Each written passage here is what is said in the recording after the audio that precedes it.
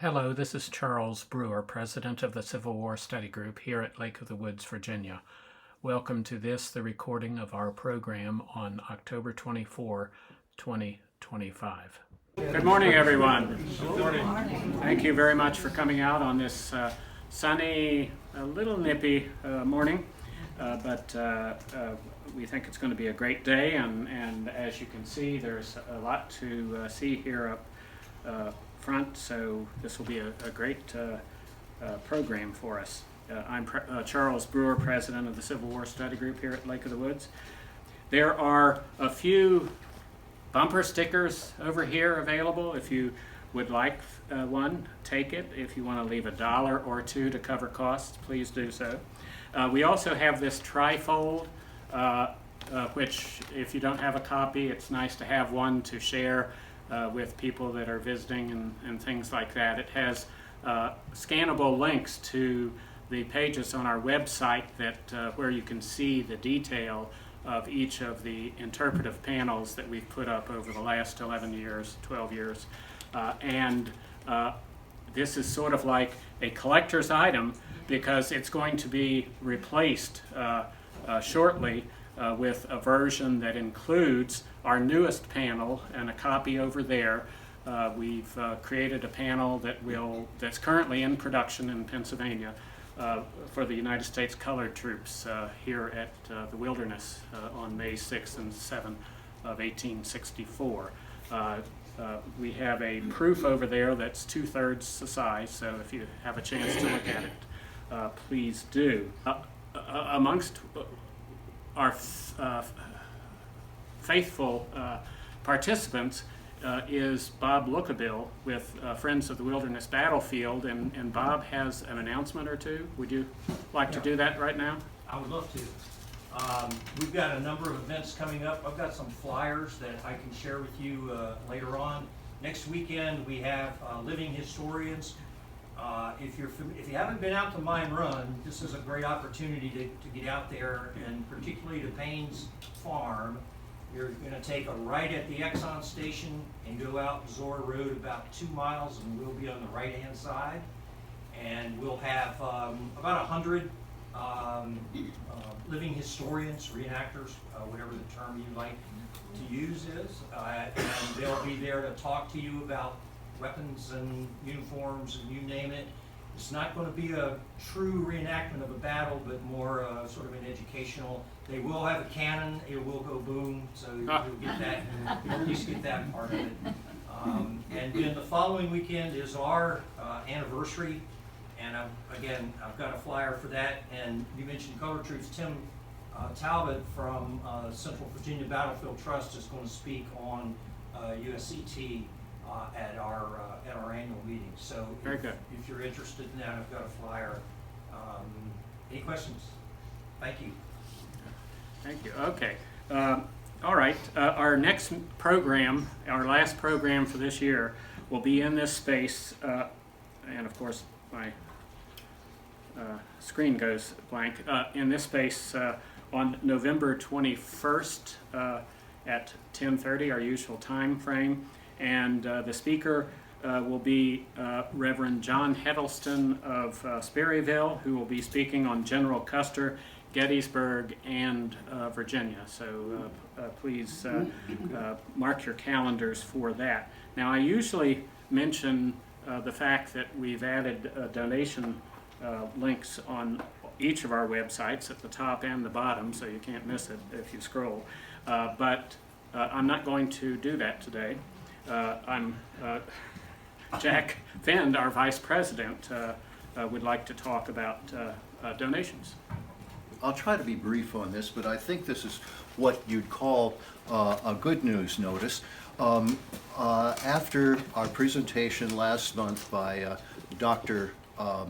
Darrell Black, who spoke on the evangelism and religion in the Army of Northern Virginia, one of our guests who had come up from Houston, Texas, and is a member of an organization called the Founding Fathers Foundation, left a generous check for $1,000 to the study group, which is a good gift for us. And so what we want to do with this is to use it as a matching donation to help raise the funds that will cover the mounting of our new USCT panel, which will be placed down at the bottom of the main dam here, just a couple of 100 yards away from where we are, and within hailing distance of where the United States colored troops were stationed along Germanna Highway for the protection of the wagon train of the Army of the Potomac, and also where they took charge of Confederate prisoners at the Battle of the Wilderness. And so, and the other purpose that David LeCook, our gifter, had said that he wanted to honor our president, Charles Brewer, and his 9 years as president of this organization. And so what we want to do is, as we say, make this an opportunity for our membership and our guests and visitors to give, to match that $1,000. And if we do so, we'll be able to cover the cost of mounting the panel, creating a very small plaque. Perhaps it might involve a little loose side, perhaps maybe walnut or an exotic wood in honor of Charles, to mount a small recognition in our artifacts cabinet at fairways where items are collected. You don't like this? Oh my heavens. No, you like this, Charles, because we don't want you to have to find a place on your wall of fame to place this item. And we think it will, it's a fitting opportunity, and it's a small space that we've picked out, but we intend to do that, and I hope.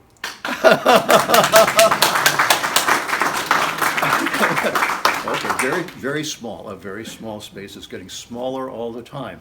At any rate, we really want to do that, and because while Charles has been our president for almost a decade, we haven't given him an honor in that way, and we want to list any of those people who would like to be honored in this way to also be named at our coming annual dinner, which will take place, and think about this, next May on the Thursday the 21st, upstairs once again. Okay? We're very happy because the Lake of the Woods Board of Directors has given a stipend to help cover the costs that we would otherwise have to pay, and perhaps make it prohibitively expensive to be up there. This is not a fundraising dinner. We are going to offer the meal at cost, and of course we have a special guest speaker who many of you know, the longtime chief historian and head of interpretation at the Fredericksburg, Spotsylvania Military Parks, John Hennessy, will be speaking, and we know what he has to say will be of interest to a wide variety of people, and cover thoughtful and sweeping topics too, dealing with the Civil War. So we hope you'll look forward to that, and I want you to take a moment to enjoy the olfactory experience you're having down here in the lower level of the clubhouse, because beginning next year, we're going to be back up in the ballroom, okay, with our meetings, and I hope that you'll enjoy that. It's much easier to access, and that, again, too, is made possible through our Lake of the Woods Board of Directors, who've offered support for us to be upstairs again. So we want to remember them and thank them as well. Okay? Thank you.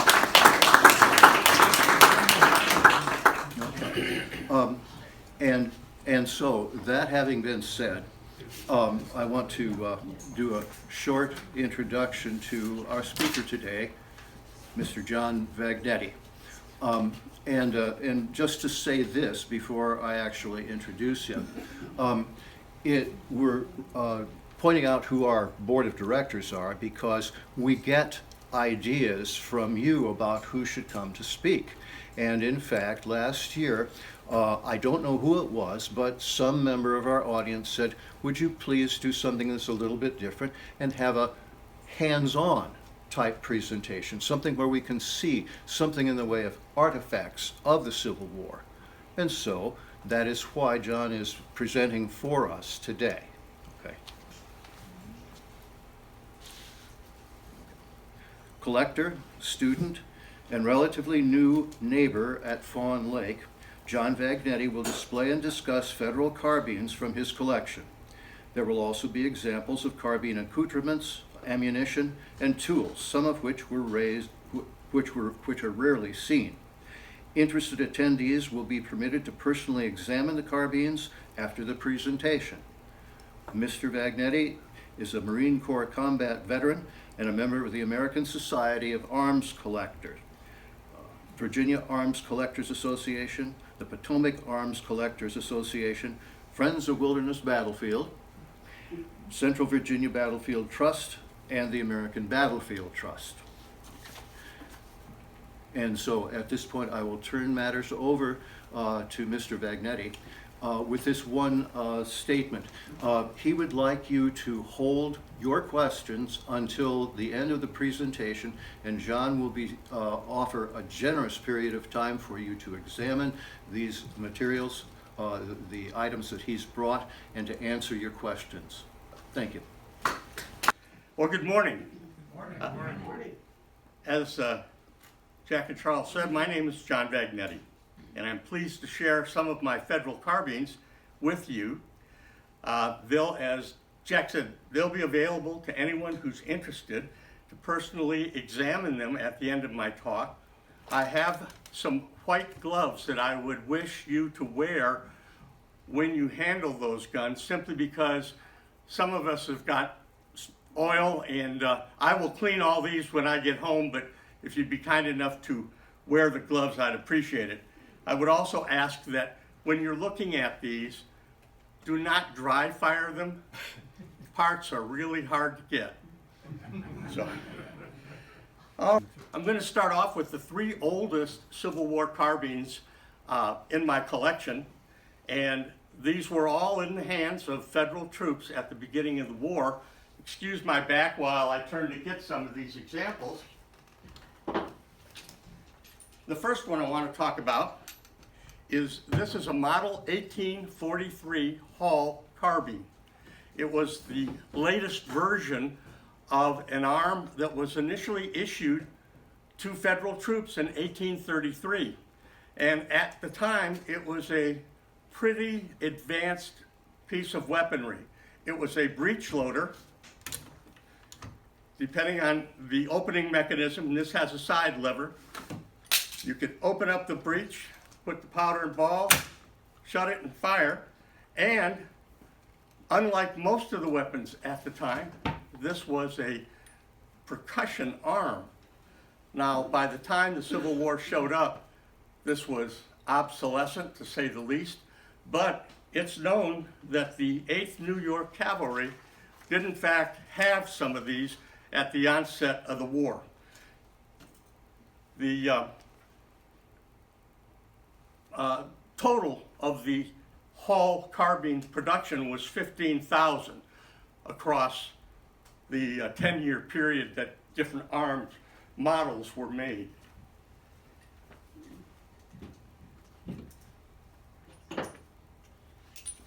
This next one, and I'll hold it up. I don't know if you can see this ring here.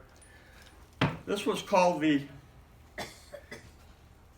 1855 Monkey Tail Joslin carbine. Took a paper cartridge made by the Joslin Firearms Company, which produced both pistols and rifles up until the end of the war. This was fairly fairly well accepted by the troops, but they only made 1,500 of these. And so there weren't a lot of them on hand at the beginning of the war. We know that this was in 54 caliber, and I'll try to mention the various calibers because I want you to appreciate the fact of the variety that were issued and used by Union troops and how that complicated the logistics effort of the time. It's known that this particular arm had been issued to both the 2nd and 6th Ohio, the 2nd and 4th Pennsylvania, and the 19th New York. And this particular arm is somewhat scarce, but you can certainly take a look at it. The last one of the old carbines, this is the 1847 Musketoon, 69 caliber. This was a cavalry arm that was literally obsolete the minute it was made. Too long. It's long, it's heavy, and it's a muzzle loader, and in a caliber that was not compatible with any other cavalry arm in use at the time. We do know that it was issued to the 3rd Michigan, and I will say for my collection, this particular piece is somewhat rare because if you pick it up, you'll notice that it's not only sighted, peek down the bore, maybe dusty, but it's rifled. And that effort was to try to make this piece a little more accurate and provide it with a little more range. Frankly, neither one of those efforts was successful. But anyway, this saw service. There were only, excuse me, 346 of these made, and I'm proud to have one of them. I've got some cartridges over here on the table for you to look at. The most prominent cartridge that was issued with this piece was called the Buck and Ball. A large round ball with 3 smaller shot, usually about 9mm size, which made this a very large shotgun. The next grouping is what I call the Big Three. They're examples of the 3 most used carbines in the Civil War. First among these is the model 1860 Spencer. When you do take a look at these, you will feel this is considerably heavier than a lot of the others. It was a breech loading, 7-shot, repeating carbine that used rimfire cartridges. Although it would not be issued in quantity till 1863, it was a game changer. The first uses of the Spencer were actually in rifle configuration, but used by Wilder's Brigade at Hoover's Gap, Tennessee, in June 23rd, 1863. Just a couple of weeks later, the Spencers, again in rifle configuration, were used by the 5th and 6th Michigan of Custer's Cavalry when they shot Jeb Stuart's folks at Gettysburg. Easy to work the mechanism. It is loaded through the trap in the butt. Takes 7 shots. Rimfire ammunition.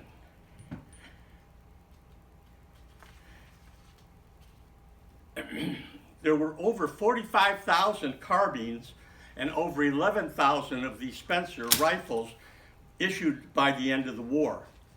And I will say that there are documented instances, especially toward the end of the war, when Confederate units actually surrendered when confronted by Federal troops known to be carrying the Spencer. The volume of firepower was just more than they wanted to deal with.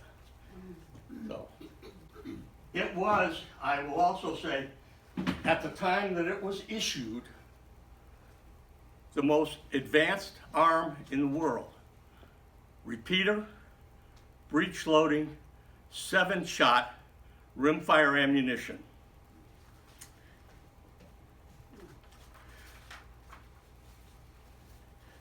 The next of the big three, and I've got several examples here, so bear with me. They were the model 1853, 1859, and 1863 Sharps carbine. The 1853, the very early one,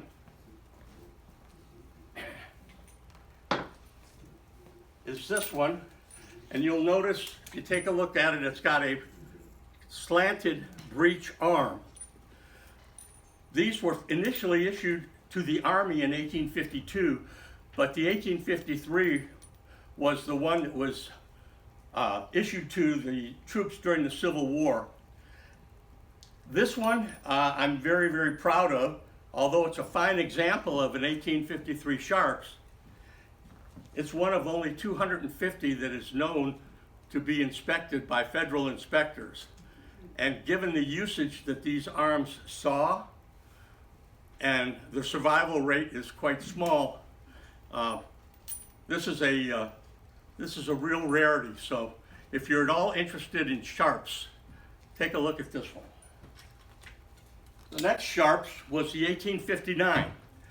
Straight breech, minor adjustments in the interior workings, changed the design of the drop block and the pellet priming system. Now, I have over here a display box that's got a nitrated cartridge that the Sharps used, a pull-through tool to clean it, and the little tube that was used to feed the pellet primers into this mechanism.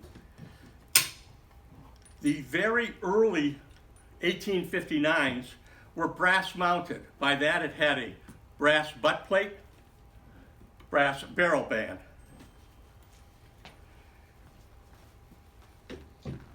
It was a highly regarded arm, and again, a couple of slight modifications, and they came out with the new model 1863. Basically the same arm.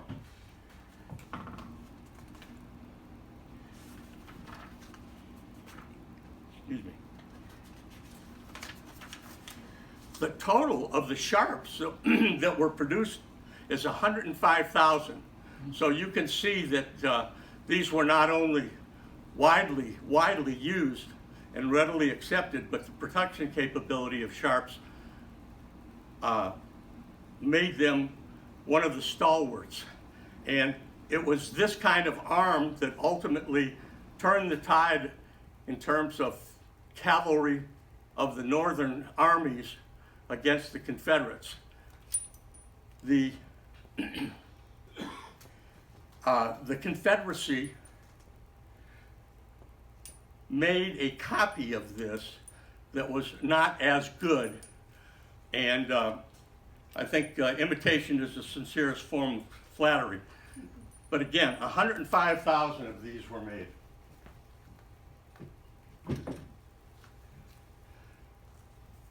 I will note, if any of you are collectors or wish to become collectors, in spite of the large number of these that were made, in 1867, after the war, 31,000 model 1859s and 1863s were converted to cartridges in the 50-70 government cartridge, and they were used extensively by the U.S. Cavalry until the middle of the 1870s.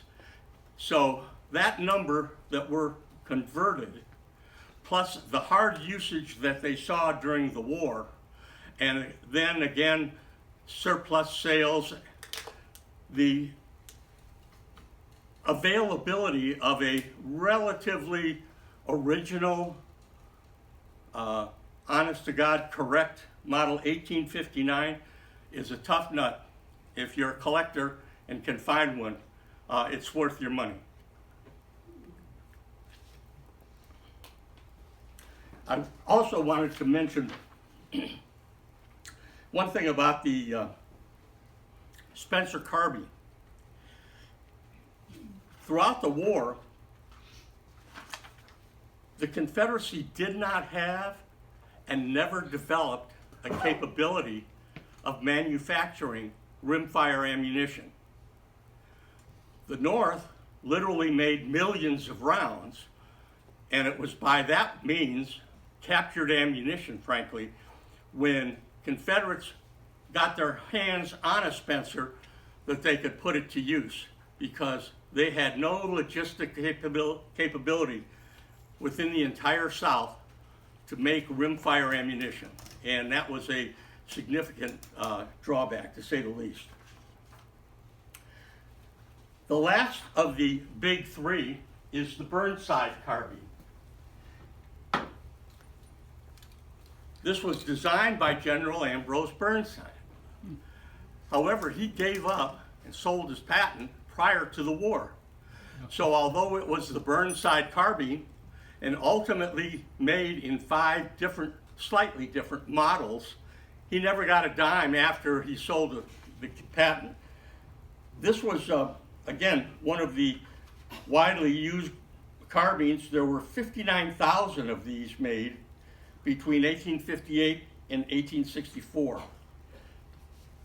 It was a generally well-liked and well-made carbine. You can see that when you get it. The cartridge is inserted in this well, close, cock it, and you're ready to fire. The biggest problem with the Burnside, it had a proprietary, what I call ice cream cone cartridge, that doomed its longevity.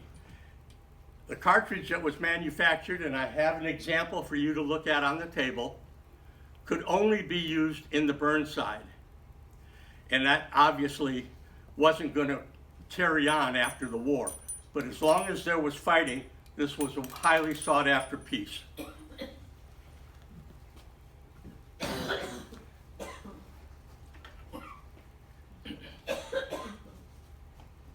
By the way, that Burnside that I have is produced in late 1864, which accounts for its relatively fine condition. The imminent need for large numbers of arms and the lucrative contracts that accompanied a successful bid resulted in a large number of differing carbine actions being patented and manufactured during the war. I have several of those here today. The reason for the variety of the actions was the result of trying to find a way to contain or eliminate the gas leakage in the breech mechanism while not infringing on somebody else's patent. Before I speak briefly about each of these carbines, I'd like to make a couple of points. First of all, no Union cavalry regiment was ever equipped with the same arm. The likely exception would have been the 6 federal cavalry regiments that existed at the onset of the war. Next slide, please. There may have been as many as 5 carbines being carried within a regiment by the different companies. And I've just made a note, and I'll let you read it for yourself, but these are documented ordnance records showing the number of carbines that were contained in these units. And I picked these units because they were present here, both at Chancellorsville and the Wilderness.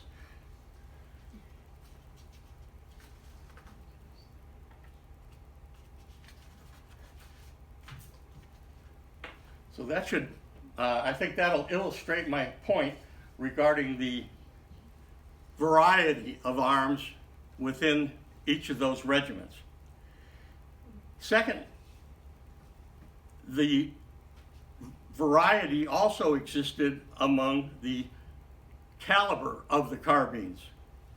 So ammunition and the spare parts was a real issue. However, it was not until late spring of 1864 that the Ordnance Department ruled that all future carbines would be chambered to take what became known as the 5650 Spencer rimfire. And I have a display box there with about 7 of those for you to take a look at. Don't take them out of the box. But I also have 2 carbines, the Star and the Gallagher. One example is in percussion and the other one in rimfire.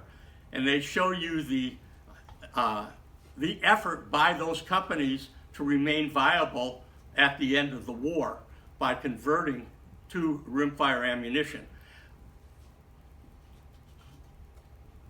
Thirdly, you'll notice on all the carbines that I have here today, at least the remnant of a federal inspector's acceptance stamp in the stock, usually on the left side opposite the lock, and it's known as a cartouche.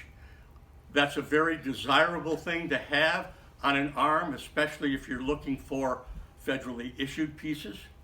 And all of mine have got either a clear or at least a remnant of a federal cartouche. This next group of carbines is what I call the inspected, accepted, and forgotten.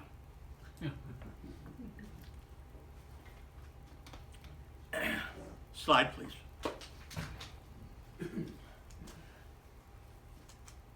I'll have an example of a Ballard, 2 examples of the Gallagher, and a second model Maynard for you to take a look at. Now, the Ballard wasn't a bad single-shot carbine, but it had, frankly, too many moving parts for what should be a simple operation. It was a breech loader, and it's got a little protrusion here that's spring mounted, and you pull it back to help eject excuse me, the cartridge out of the rear. This was a mediocre piece, mostly because of its reliability, and this was a 44 caliber carbine. Just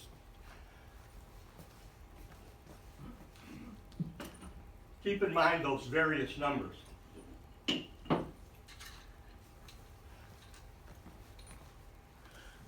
This next one is a 50 caliber Gallagher, again a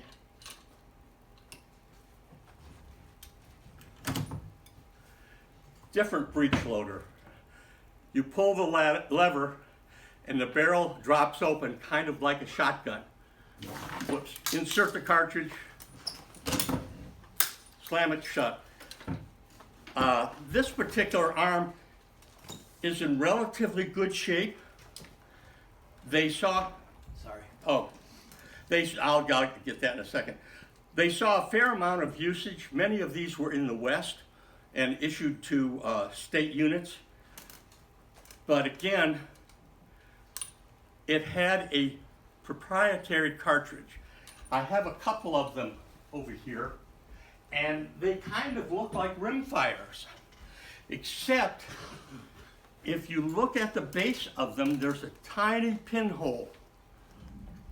By the way, that same pinhole existed in the proprietary cartridge for the Burnside. And that was to ignite the powder charge from the percussion cap when it ignited, but the cartridge itself was designed to stop that blowback that I mentioned, the escape of the gas at the breech. It had some success, but that proprietary cartridge doomed it at the end of the war.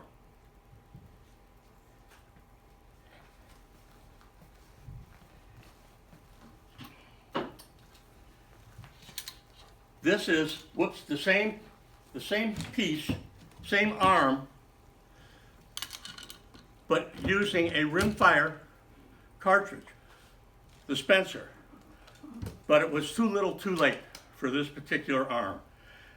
There were only 5,000 of these made, and this is a very hard, difficult arm to find.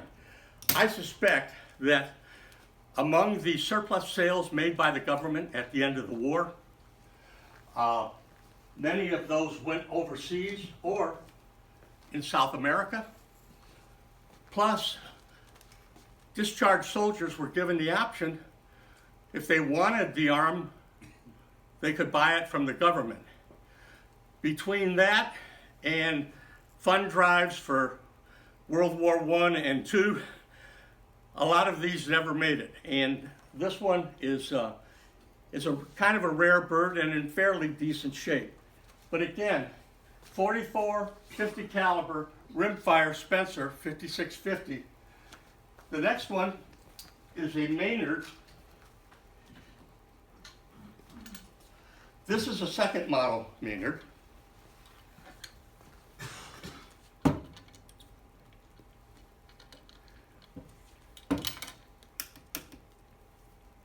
Oops.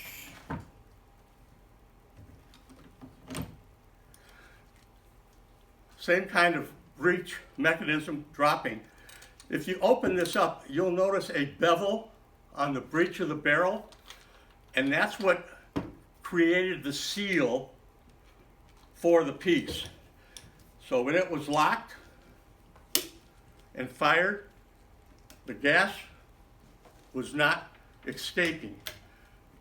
But again, too little, too late.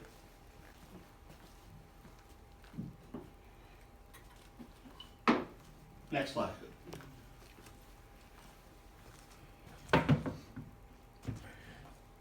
This particular carbine is a model 1862 Joslin.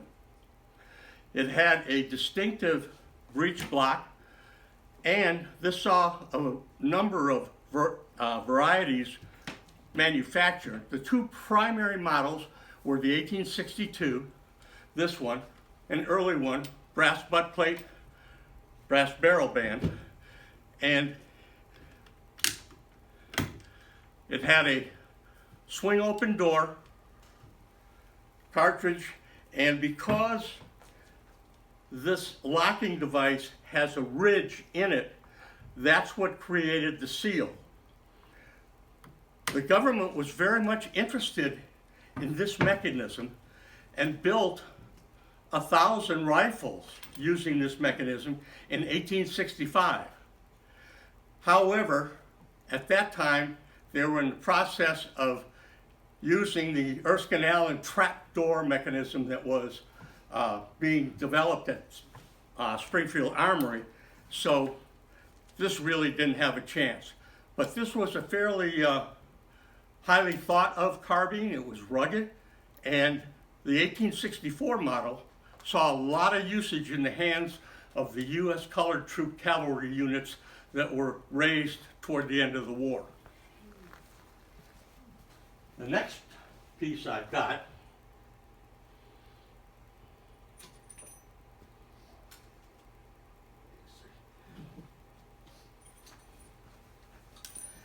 this is a Smith, and I apologize, the opening mechanism of this is jammed or otherwise not properly lubricated, and I can't get it to open. But you'll see in the trigger guard a little lever that you're supposed to be able to take your trigger finger, lift up on it, and the barrel will open. This was a well-built, except for mine, and highly thought of carbine. It was made in Baltimore and saw considerable usage in the Civil War. However, again, the design of this and the lack of a conformity in terms of caliber, this was, I believe, a 50 caliber gun, just ended up as surplus. The last two that I want to show you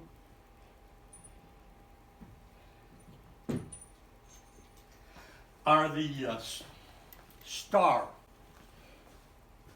Now, Star manufacturer during the war made several different carbines as well as a very good double action pistol. I don't know if any of you are Civil War pistol collectors, but that's highly sought after. So this was the carbine, excuse me, percussion version.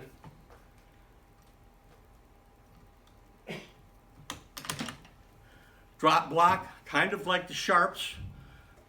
They knew a winning design when they saw it. However, this was percussion. The government wanted rimfire after 1864, and they said, well, we can get on that bandwagon. This looks like the percussion Star, if you look at the profile. However, underneath this hammer, there's not a percussion cap. There's a little firing pin that goes through the block and hits the rim of the cartridge. Other than that, the design is exactly the same. These were carried by federal troops out west up until 1866, when they were ultimately replaced by the Spencer, which was the go-to standard for cavalry units after the war. Again, I mentioned I've got examples of cartridges, tools. There's a cavalry belt here and a modified cartridge box for cavalry. You'll notice the tab has been moved to the front. That's because when originally made, the tab was in the belt bottom, and as the horse jostled the rider, the flap would just come open and you'd lose all your ammo. So this is kind of neat, and they're not readily found. Leather items from the Civil War don't survive. And the other things you might be interested in, I've got two different Sharps bullet molds, and you're welcome to pick up those and take a look at them. I would like to stop for just a second, and I'll be happy to try to answer any questions that you might have relative to the guns or some of the other things, or relative to collecting. Charles, go ahead. The different gauges, I'm not into guns, so it may be a simple question, but simple answer, but the different gauges, are they different because of the perceived lethality of, like, is the 50 more lethal than the 44, or why different gauges? Actually, the all of the cartridges perform relatively similar in terms of the range, the number of pine boards that they could penetrate, the ability to clean the piece after it had been fired numerous times. In other words, how dirty did they make the carbine? The ones that were accepted passed the various thresholds that they needed to pass. But in terms of ordnance concerns about logistical supplies, they said, we've got to get on board for the same one, and the Spencer won out. Yes, sir. Max effective range, what's the variance between like the best and the worst? Well, let's go from the oldest to the newest. The Hall paper cartridge, lots of gas leakage. Yes, it's got a front sight. Yes, they were barreled. Under optimum conditions, you might get 200 yards out of this. The same for the musketoon. If you were firing that buck and ball ammunition, if you were firing just a round ball or a single load, you could be 100 yards from a barn and not hit it. However, the Spencer, the Sharps, and the rest of these that were developed, especially the ones that ultimately became rimfires, were pretty accurate, and they were lethal out to 300 to 400 yards. The sole exception to that is the sharps. I don't know if any of you are Western historian buffs, but the Indian calls the sharps the shoots fire gun. And for a long, long time, that had the longest confirmed kill in a battle called Adobe Walls in the West, and that was a little over half a mile. Granted, unfortunately, the target was an Indian on a horse who wasn't moving, and he was being engaged by a buffalo hunter who knew how to use his gun. But the sharps routinely, and I say that, routinely, 300-400 yards, no problem, even with a nitrated paper cartridge. Bob? I know there were units of sharpshooters, which I never really did any research on, but what weapon would those have distinguished? They used primarily Sharps rifles, and they were specially made rifles. You can tell them by the fact that they have two triggers in the trigger guard. One is a set trigger to get the firearm mechanism just within a hair's breadth of going off. And then when the sharpshooter was satisfied with the windage and everything else, touched that trigger and it went down range. So the first and second Burdans, sharpshooters, they all had Sharps rifles. Yes, sir. Considering, say, 50 caliber ammunition, was there a commonality that any 50 caliber ammunition could be used in any rifle that could fire 50 caliber No. ammunition?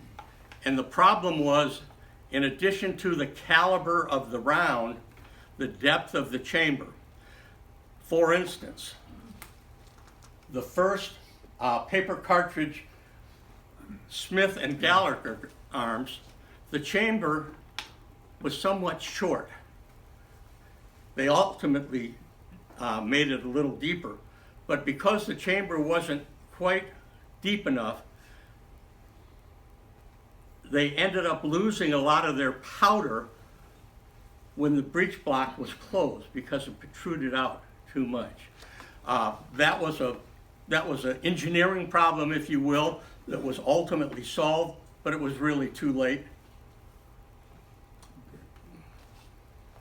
Yes, sir. I'll take you first, and then I'll get to the back. How can you tell which units had which rifles or which carbines, which cavalry units? We've got pretty good ordnance records that tell us who was issued what and what they carried. So I've got books that reflect that information. So if you, let's say you were curious about a particular cavalry unit in the Battle of the Wilderness, I could tell you what they carried, or as I pointed out, which carbines they carried if there was a variety within the ranks. Go ahead, sir, you. Yes, my question is, why did it take so long for the government to try to standardize the weapon? That's a good question. No, seriously. You consider the Spencer was a model 1860, okay? This was a model 1860. Rimfire ammunition. Right. It was obviously a superior arm at the time. In fact, I have a book entitled Lincoln's Favorite, and it's all about the Spencer. You hear silly things in government records, and I'll just relate a couple of them. The ordnance folks were concerned about troopers firing too much ammunition. They didn't want them just spray and pay kind of thing. They were also worried about the cost. If we give these troopers, 300 rounds of rimfire, they'll go through it like that, and what will be the result? So cost and their idea of what was required in terms of volume of fire. But you're absolutely right. If we were smart, if the Union were smart, my humble opinion is the Civil War could have been ended in about 2.5 years if they had all of its units armed with Spencer, either rifles or carbines, and rimfire ammunition. I think it would have been game over in no time at all. Yes, sir. Many historians take the position that distinctly to the Civil War, weaponry far exceeded tactics, No question. and yet we see some confusion throughout. Yeah, no question. I think there's some folks here that know more about Civil War tactics than I do, but it was essentially variations of the old linear Napoleonic formations, and those were designed to encounter troops armed with single-shot muskets, maximum effective range maybe 80 yards, and a bayonet. Now you're using the same tactics against troops who can kill you at 300 yards with a rifled musket and with a carbine at 4 to 5. It's not going to work out. Yes, sir. Cavalry units with carbine, are they normally stopping to shoot that, or are they load and shoot on the run? Normally speaking, the cavalry units fought as dismounted infantry. That's not to say there weren't meeting engagements where a cavalry unit, in fact, we know there were several in this area around Parker's Store and up around New Hope Church, where troopers going down the road and all of a sudden there's something coming toward them is another mounted unit. Oops, it's not our guys. But most of the time they would dismount and fire. Initially, the very first carbines that were used in the hall, they were issued to what they called dragoons, and dragoons were in fact mounted infantry. They used the horses to get where they needed to fight, and they got off the horse and did their thing. And while they may not have been designated mounted infantry or dragoons, in reality, Civil War cavalry, by and large, fought dismounted. You live longer that way, and you're a lot more accurate and effective on the field. Thank you. Yes, sir. What's the difference between a carbine and a musket? Okay, a musket, first of all, has a much longer barrel, and it's usually got a larger caliber. Most of the muskets that we had in the Civil War were either 58 or, if they were really old, 69 caliber. Most of the carbines range from roughly 50 to a couple in 44 caliber, a little bit smaller. The muskets not only had the longer barrel. Initially they were smoothbore. Later on they went to the rifled musket, which was rifled within the factory with the idea that the rifling effect, which we know increases accuracy, would in fact do that. It was a marginal trade-off, and ultimately we went to rifles with smaller calibers but rifled bores. The carbines stayed the same length. You can look at a Craig carbine, model 1899, and its length is probably within an inch or two of any of these. Utility of using it on horse. Yes, sir. Can you talk about the reliability of these carbines in different weathering conditions and how easy they were to clean? Well, I mean, did you clean? cleaning's a problem. Let me show you This was pretty much a standard cleaning device. It's called a pull-through. There's a brush, a thong made of leather, and a little weight on the other end to pull through. How many and how often were used is problematic. I think a well-disciplined unit would clean their weapons. I've got some pieces here that, yes, they're veterans, but the bores are pretty pitted, telling me that they weren't properly cleaned or maintained. The other thing was anything that didn't have a metallic cartridge, and especially a rimfire cartridge. You had cartridges that were, even if they had nitrated paper or linen, if they got damp or high humidity, absorbed any sort of moisture, or as I mentioned to this other fella, if they were trying to use ammunition that was too long for the chamber, that caused all kinds of problems. We've got ordnance reports too of comparisons between some of these units about which ones served and were most reliable. The irony of all that is you read all those reports and everybody's got a different idea about the different guys. One guy thought the Star was the way to go, and you get another company commander and he says, no, I wouldn't have the Star. I live and die by the Spencer.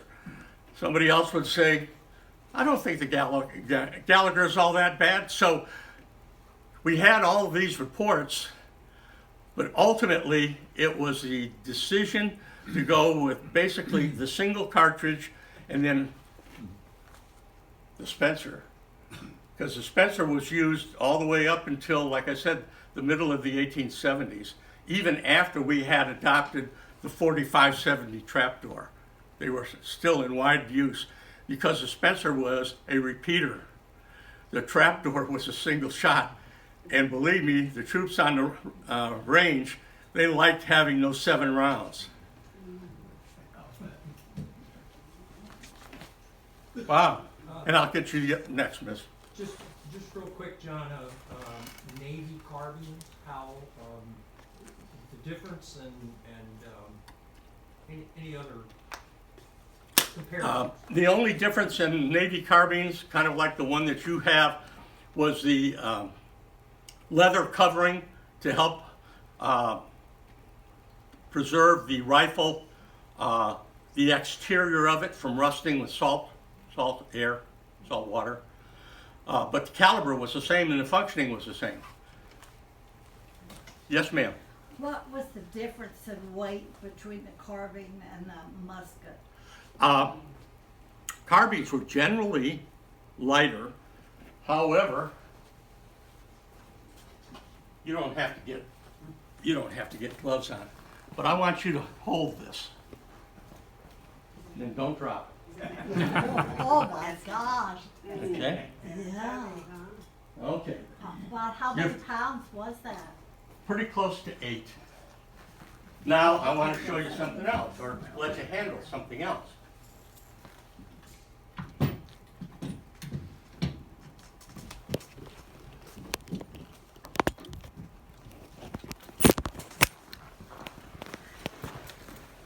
Compare that. Lighter. Much lighter. Yeah. So now the Spencer, again, was an early model, the 1860.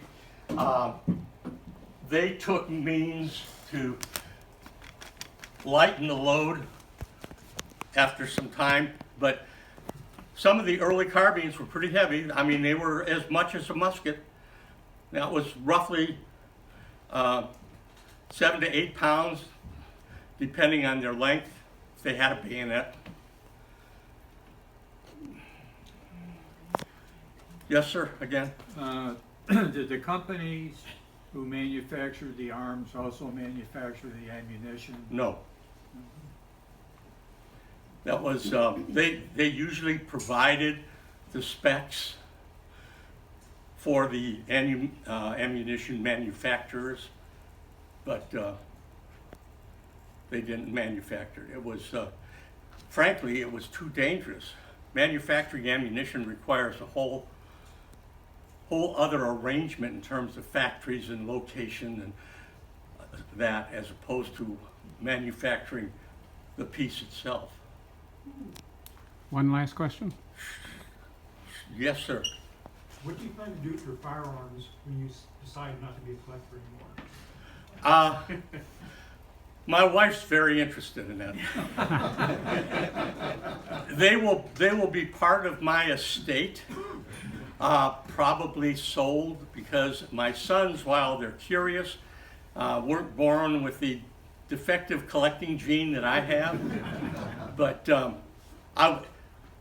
most collectors will tell you all we do is rent a little bit of American history and try to save it for the next generation. And that's my view of this. I love these things. I love reading about the history, how they were used, and the stories about them. But, you know, I got them from somebody, and somebody else is going to get them from me. Yes. The reason I ask is I actually have a couple old cars, and my daughters appreciate them, but I know that their lives aren't such that they'll take them when I'm gone. And also with regard to Civil War artifacts, a friend of mine was from Ohio, and there was a library in Ohio that had a basement filled with Civil War artifacts, and some librarian decided it would just jump and literally put them into the dumpster. Well, that's a shame, but I think it's also a tragic display of ignorance about history and the material culture associated with it. And there's a museum in North Carolina, as I understand it, that has a lot of Confederate arms. I've been there, and they refuse to show them. Yeah. And actually that collection, when it was displayed, its owner was Dr. Joseph Murphy. That was probably the most comprehensive display of Confederate manufactured weapons on the face of the globe. And it's sitting in the basement. Why would they refuse to? It was a function of political correctness. Oh, sure it is. I hate to say that, but that's the reality of that particular circumstance. Yes, sir. Yeah. Question I had coming in was the repeater, were they less judicious in actually shooting the rounds? So the worry that the government had that they would just be, No, because wasting ammunition, or were they just as careful The- that they? frankly, from my reading, the troops that were issued repeaters knew what they had. They knew this was likely to win the battle and get them home alive, and so they were conscious and prudent about the expenditure of ammunition. They just didn't randomly fire off a magazine and load another one. They didn't shoot until they had targets, is my understanding. And I'll give you an example, not from the Civil War, but from the West. There was a small group of scouts in Kansas who ran into a large group, something around 500 was estimated, of Cheyenne and Arapaho warriors at a place called Beecher's Island, who was the lieutenant who led the group. This group was less than 30, as I recall, but they were all armed with Spencers, and they held off 500 Cheyenne for almost a week and a half until Buffalo soldiers came to rescue them, but it was the Spencers that kept them alive. And their use of the ammunition they had, and prudent use. How long did it take to reload?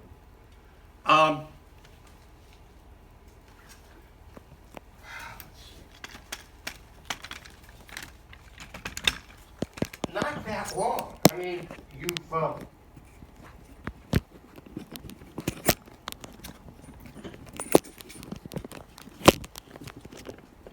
this looks a little tighter than it should be, but the magazine is a long tube with a spring and just a rounded face to it.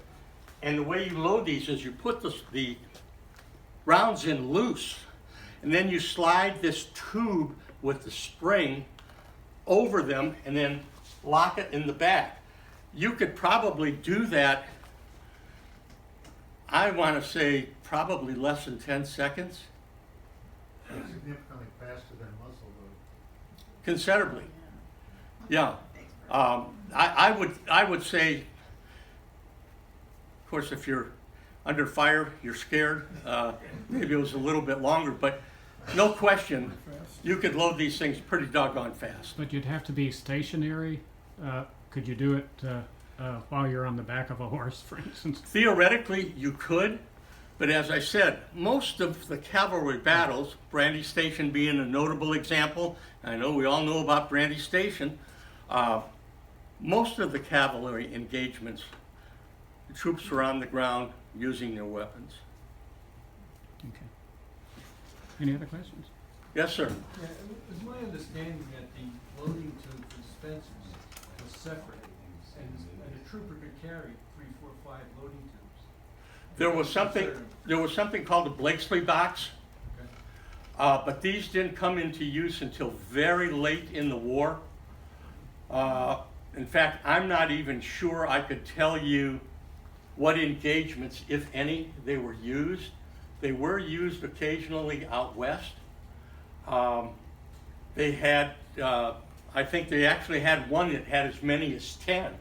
Now, I don't know if I'd want to be hauling that thing around. It was about that long and about this big around and probably weighed pretty close to 15, 20 pounds fully loaded.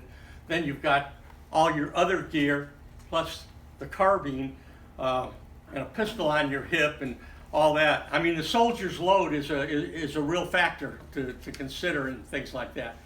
But yes, they did have them. It's called a Blakesley box. Well, thank you. Thank you very much. I hope I didn't bore you. Oh, absolutely not.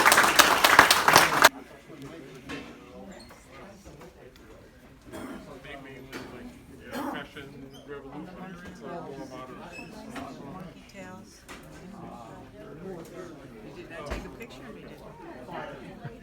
A video.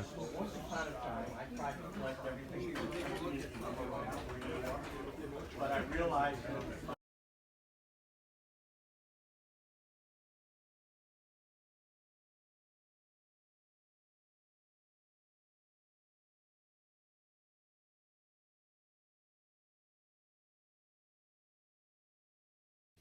Before you go, please remember to visit our website often, civilwarstudygroup.org.